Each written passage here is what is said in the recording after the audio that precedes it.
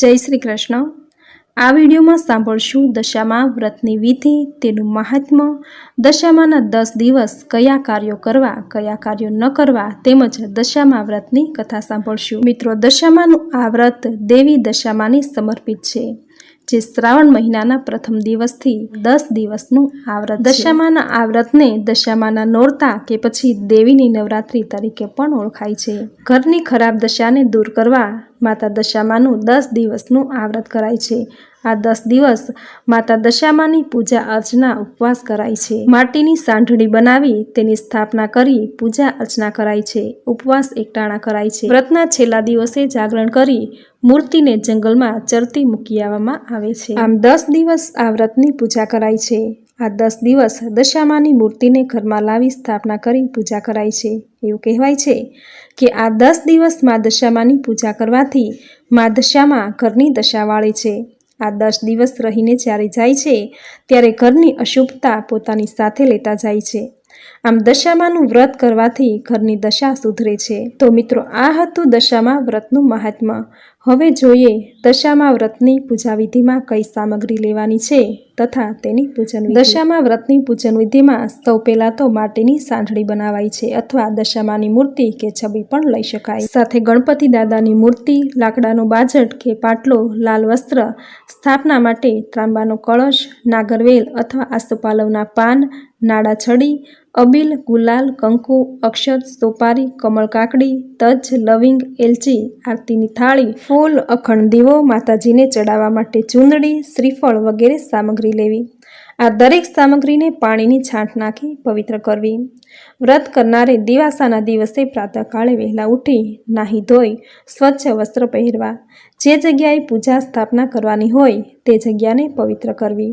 લાકડાનું બાજટ કે પાટલો ઢાળી તેના પર લાલ વસ્ત્ર પાથરવું। સૌપ્રથમ ભગવાન શ્રી ગણેશની પૂજા કરવી, કારણ કે કોઈ પણ પૂજામાં શ્રી ગણેશની પૂજા પ્રથમ કરાય છે। ત્યારબાદ ચોખા કે ઘઉંની ઢગલી કરી દશામાની મૂર્તિ કે ફોટાની સ્થાપના કરવી।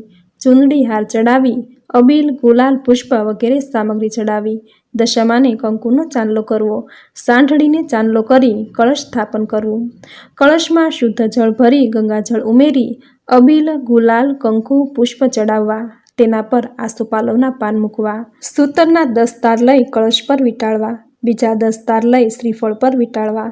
આમ કળશ પર શ્રીફળ મૂકી કળશને 10 કંકુના ચાંદલા કરવા। શ્રીફળને ચાંદલો કરવો। આમ કળશ સ્થાપના કરી સૂતરના 10 તાર લઈ 10 ગાંઠો વાળવી। આ દોરો પોતાના કાંડે બાંધવો। અખંડ દીવો પ્રગટાવવો। આમ ધૂપ, દીપ, આરતી કરી શ્રદ્ધા અને પૂરી ભક્તિથી દશામાની વાર્તા સાંભળવી। લાપસીનું નૈવેદ્ય ધરાવવું અથવા માત્ર ગોળનું નૈવેદ્ય પણ ધરાવી શકાય। ઋતુના ફળ અર્પણ કરવા। દશામાના મંત્રના 108 જપ કરવા। ઉપવાસ કરવો અથવા એકટાણું કરવું। આમ 10 દિવસ પવિત્ર મનથી પૂરી શ્રદ્ધાથી પૂજા કરવી। આ રીતે 5, 7 કે 9 કે પછી પોતાની યથાશક્તિ મુજબ આ વ્રત કરી વ્રતનું ઉજવણું કરવું। ઉજવણામાં જેટલા વર્ષ વ્રત કર્યું હોય તેટલી ગૌણીને ભોજન માટે આમંત્રણ આપી શુદ્ધ અને સાત્વિક ભોજન જમાડી યથાશક્તિ રોકડ અથવા તો સૌભાગ્યની ચિહ્ન વસ્તુ ભેટ આપવી। બ્રાહ્મણોને અન્નદાન, વસ્ત્રદાન કરવું। યથાશક્તિ સોનું, ચાંદી કે પંચધાતુની સાંઢળી કે પછી માટીની સાંઢળી બનાવી બ્રાહ્મણને દાનમાં આપવી। આ રીતે ભક્તિભાવપૂર્વક પૂરી શ્રદ્ધાથી આ વ્રત કરવાથી મા દશામાં ઘરની પર કૃપા કરે છે, ઘરની ખરાબ દશાને દૂર કરે છે અને ઘરની દશા વાળે છે। ઘરમાં સુખ, શાંતિ, સમૃદ્ધિ જળવાઈ રહે છે। જેને સંતાન ન હોય તેને સંતાન પ્રાપ્તિ થાય છે। ધન ન હોય તેને ધનની પ્રાપ્તિ થાય છે। મન વાંછિત ફળની પ્રાપ્તિ થાય છે। મનની મનોકામના પૂર્ણ થાય છે। તો મિત્રો, આ હતી દશામા વ્રતની વિધિ, તેનું મહાત્મ્ય। હવે સાંભળીએ દશામાના વ્રતની કથા। બોલો દશામાની જય। કર્ણાવતી નામના નગરનો રાજા કર્ણદેવ ખૂબ જ અહંકારી અને વિલાસી હતો। તેના અભિમાન અને ભોગ વિલાસનો કોઈ પાર ન હતો। તેને કમલાવતી નામની એક ગુણવાન અને ચારિત્ર્યશીલ પત્ની હતી। તે જેટલી આસ્તિક હતી એટલો જ કર્ણદેવ નાસ્તિક હતો। રાણી કમલાવતી કર્ણદેવને ઘણીવાર સમજાવતી કે અભિમાન એ સારી વસ્તુ નથી। માણસે ધર્મ કાર્યમાં પણ ધ્યાન આપવું જોઈએ। સુખ અને વૈભવ આજે છે તો કાલે નથી। પરંતુ રાજા તો રાણીની આ સલાહ માનવાને બદલે ઉલટો વધુને વધુ બગડવા લાગ્યો। તે સુરા અને સુંદરીના મદ અને કેફમાં મસ્ત રહેવા લાગ્યો। એક દિવસ નિરાશ રાણી મહેલના ઝરૂખામાં ઊભી હતી ત્યારે તેણે થોડે દૂર નદી કિનારે કેટલીક સ્ત્રીઓને ભેગી મળી કાંઈક વ્રત કરતી જોઈ. તેણે દાસીને બોલાવી એ સ્ત્રીઓ શું કરતી હતી તે જાણી લાવવા મોકલી. થોડી વારે દાસી પાછી આવી અને રાણીને કહ્યું, રાણીજી, એ સ્ત્રીઓ દશામાનું વ્રત કરે છે. રાણી આશ્ચર્ય પામી. તેણે પૂછ્યું, આ વ્રત કેવી રીતે કરાય તે જાણી લાવો. દાસી તો ત્યાં જઈ અને બધી જ વાત જાણી આવી. તેમણે કહ્યું, અમે સૂતરના 10 તાંતણા લઈ તેને કંકુથી રંગીએ છીએ. તેની 10 ગાંઠો વાળી વળી દશામાતાની માટીની મૂર્તિ બનાવી તેની પૂજા કરીએ છીએ. આ સાંભળી રાણીને પણ દશામાં વ્રત કરવાનું મન થયું. તેણે રાજાને વાત કરી. રાજાએ હાંસી ઉડાવતા કહ્યું, રાણી, આ વ્રત બધું તતિંગ છે. આપણને શેની ખોડ છે કે આપણે એ વ્રતથી પૂરી કરવી છે. ધન, દોલત, કીર્તિ, સુખ, સાહેબી, સંતતિ બધું જ આપણી પાસે છે. તો પછી તારે આ વ્રત કરવાની શી જરૂર? અને રાજાએ રાણીને દશામાનું વ્રત કરવાની સ્પષ્ટ ના પાડી દીધી. રાણી ઉદાસ થઈને ત્યાંથી જતી રહી. પરંતુ માતા દશામાં પોતાનું આવું ઘોર અપમાન થયેલું જોઈ ક્રોધિત થઈ ઉઠ્યા. તેમણે અભિમાની રાજાને પાઠ ભણાવવાનું નક્કી કર્યું. બીજા જ દિવસે સૂર્યોદય થતાં જ પડોશી દેશનો રાજા લશ્કર લઈ કર્ણાવતી ઉપર ચડી આવ્યો. આ એકાએક આક્રમણથી કર્ણદેવ હેપતાઈ ગયો અને લડાઈમાં હારી ગયો. પડોશી રાજાએ તેનું રાજપાટ ઝૂંટવી દીધું. જીવ બચાવવા રાજા રાણી અને 2 કુંવરોને લઈ નાસી છૂટ્યો. રસ્તામાં રાણીએ કહ્યું, તમે મને દશામાં વ્રત કરવાની મનાઈ કરેલી, એથી માતાજીનો કોપ તમારા ઉપર ઉતર્યો છે. રાજાએ આ સાંભળી રાણીને મારી. આમ ભૂખ, તરસ, થાક અને ત્રાસ વેઠતા વેઠતા રાજા રાણી અને 2 કુંવરો એક વાડીમાં પહોંચ્યા. ત્યાં થાક ઉતારવા બેઠા ત્યાં તો એકાએક વાડીના બધા ફૂલ ઝાડ કરમાઈ ગયા. રાજા રાણી અને બંને કુંવરો આ જોઈ હબક ખાઈ ગયા. ત્યાં માળી આવી ચડ્યો. તેણે પણ આ દ્રશ્ય જોયું અને વિચારવા લાગ્યો કે માનો કે ન માનો પણ આ લોકો જરૂર અકર્મી લાગે છે. નહીંતર હરીભરી લીલોતરી આ રીતે ક્ષણમાં સૂકી ભટ્ટ થાય નહીં. એમને હળધૂત કરી કાઢી મૂક્યા.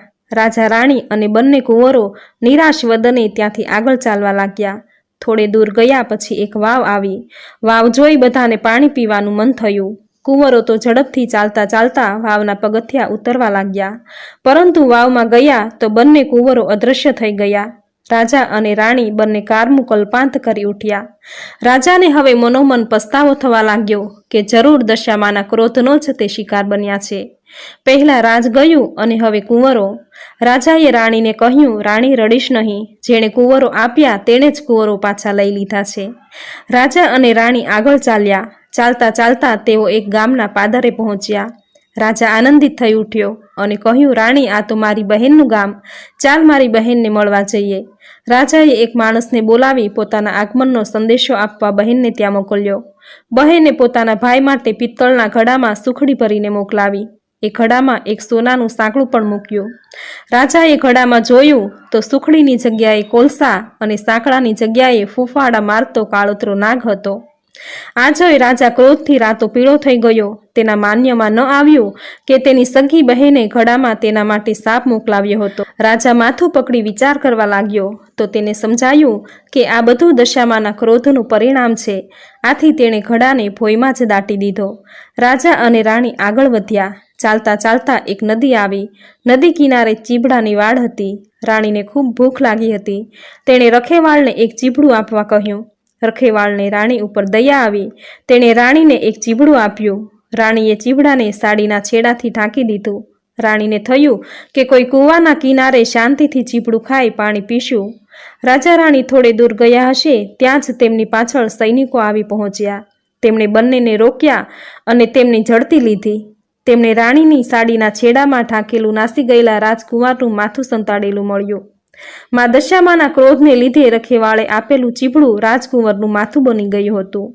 સૈનિકો ક્રોધે ભરાયા અને તેમને દોરડેથી બાંધી રાજાની સામે લઈ ગયા. રાજાએ પણ ગુસ્સે થઈ તેમને તાત્કાલિક જેલમાં પૂરી દેવાનો આદેશ આપ્યો. જેલમાં બેઠા બેઠા રાજા રાણી આ ઘટના ઉપર શાંત ચિત્તે વિચારવા લાગ્યા. તેમને ખાતરી થઈ ગઈ કે જે કંઈ બનાવો બની રહ્યા હતા તે બધા દશામાના કોપને લીધે જ બની રહ્યા હતા. તેથી હવે યેન કે પ્રકારે દશામાના ક્રોધને તો શાંત પાડવો જ રહ્યો. આથી દશામાને રીઝવવા રાણીએ તેમની તપસ્યા શરૂ કરી. 10 દિવસ સુધી રાજા રાણીએ માના નામના જપ કર્યા અને નકોરડા ઉપવાસ કરી માની માનસિક સેવા પૂજા કરી. પોતે કરેલી ભૂલોને ક્ષમા કરવા માની યાચના કરી. રાજા રાણીની હાર્દિક ભક્તિ જોઈ મા દશામાં તેમની ઉપર પ્રસન્ન થયા અને તેમને સપનામાં દર્શન દીધા અને આશ્વાસન આપતા કહ્યું કે ચિંતા કરશો નહીં, સૌ સારાવાના થશે. બીજા દિવસે શત્રુ રાજાને સ્વપ્નમાં આવી મા દશામાએ કહ્યું, હે રાજા, તે નિર્દોષ પતિ પત્નીને વગર વિચારે જેલમાં પૂર્યા છે. તેથી કાલે સવારે તું એમને છોડી મૂકજે, નહીંતર તારો સર્વનાશ થશે. અને હા, તારો કુંવર રિસાઈને જતો રહ્યો છે તે હજી જીવિત છે, તે સવારે ત્યાં આવી જશે. સવારે કુંવર ક્ષેમ કુશળ પાછો આવી જતા શત્રુ રાજાએ રાજા રાણીને જેલમાંથી છોડી મૂક્યા. રાજા રાણી દશામાં માતાનો આભાર માનતા અને ગુણગાન ગાતા ત્યાંથી આગળ ચાલ્યા અને બહેનને ગામ આવી પહોંચ્યા. રાજાને પેલો જમીનમાં દાટેલો ઘડો યાદ આવ્યો. તેણે જમીન ખોદી ઘડો બહાર કાઢ્યો અને અંદર જોયું તો તેમાં સુખડી અને સોનાનું સાંકળું હતું. બહેનને પણ ભાઈના આગમનની ખબર પડી તો ભાઈ ભાભીને લેવા સામે આવી. થોડા દિવસ પોતાને ત્યાં રાખી બહેને બંનેની આગતા સ્વાગતા કરી. પછી રાજા રાણીએ બહેનની વિદાય લીધી અને આગળ ચાલ્યા. તેઓ પેલી વાવ પાસે આવી પહોંચ્યા જ્યાં તેમના બંને કુંવરો અદૃશ્ય થઈ ગયા હતા. વાવમાં ગયા તો એક ડોશીમાં તે બંને કુંવરોને લઈને તેમની રાહ જોતા ઊભા હતા. રાજાએ પૂછ્યું, આ કુંવરો ક્યાંથી મળ્યા? જવાબમાં દશામાએ તેમનું અસલ સ્વરૂપ પ્રગટ કર્યું અને રાજા રાણીને આશીર્વાદ આપતા કહ્યું, હે રાજન, તારી રાણીની ભક્તિથી હું પ્રસન્ન થઈ છું. તેની ધર્મપરાયણતા અત્યંત પ્રશંસનીય છે. તું પણ હવે તો સુધરી ગયો છે. જ્યાં તને તારું જૂટવાઈ ગયેલું રાજ્ય પાછું મળશે. દશામાની કૃપાથી રાજા ગદગદ થઈ ગયો ને તેમના પગે પડી કહ્યું, માં, તમે તો દયાળુ છો. તમારો મહિમા અપરંપાર છે. તમારી કસોટીમાંથી પાર ઉતરવું પામર માનવી માટે કઠિન છે. તેથી માં, સૌના ઉપર દયાની અમી દ્રષ્ટિ રાખજો. દશામાએ કહ્યું, હે રાજન, જે કોઈ દશામાનું વ્રત રાખશે તે મારી અમી દ્રષ્ટિને પાત્ર થશે. જે કાંઈ પણ મારું અપમાન કરશે તે મારા ક્રોધનો ભોગ બનશે. અને દશામાં અદૃશ્ય થઈ ગયા. પછી રાજાએ પ્રજાનો સાથ લઈ શત્રુ રાજા સાથે લડાઈ કરી અને પોતાનું રાજ્ય પાછું મેળવ્યું. રાજાએ નિષ્ઠાથી મા દશામાનું મંદિર બંધાવ્યું અને પ્રજામાં તેમનો મહિમા વધાર્યો. માના પ્રતાપથી તેઓ સુખ શાંતિમાં જીવન પસાર કરવા લાગ્યા. જય દશામાં.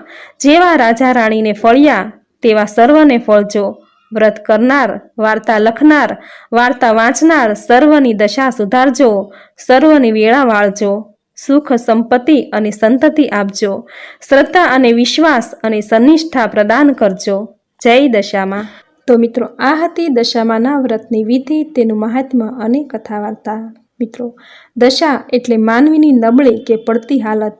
આ હાલતમાંથી સારી હાલત સર્જવા દશામાં વ્રતધારીના ત્રિવિધ તાપ ટાળે છે. ધન ધાન્ય રીતિ સિદ્ધિ આપનાર, સુખ સમૃદ્ધિમાં અભિવૃદ્ધિ કરનાર, ગ્રહોનું નડતર દૂર કરનાર અને મંગળ રાહુ જેવા અશુભ ગ્રહોની મહાદશામાંથી ઉગારનાર ઉત્તમ આ વ્રત છે. તો મિત્રો, દશામાના વ્રતની વિધિ, મહાત્મ્ય અને કથા વાર્તા તમે પૂરી શ્રદ્ધાથી સાંભળી. મા દશામાં જરૂર તમારી પર કૃપા દ્રષ્ટિ કરશે. મા દશામાં તેના ભક્તોની દશા વાળે છે. તેના પર અમી દ્રષ્ટિ હંમેશા વરસાવે છે. જય દશામાં. તો મિત્રો, આજના આ વિડીયોમાં દશામાના વ્રતની વિધિ, તેનું મહાત્મ્ય અને કથા તમે પૂરી શ્રદ્ધાથી સાંભળી. જે સાંભળવી તમને જરૂર ગમી હશે તો વિડીયોને લાઇક કરી કોમેન્ટમાં જય દશામાં જરૂર લખજો. ચેનલ પર નવા છો તો ચેનલ સબસ્ક્રાઈબ કરી બાજુમાં બેલ આઇકન જરૂરથી પ્રેસ કરજો. આવી જ નવી ધાર્મિક માહિતી, નવી ધાર્મિક કથા સાથે ફરી મળીશું. ત્યાં સુધી આપ સૌને મારા જય શ્રી કૃષ્ણ.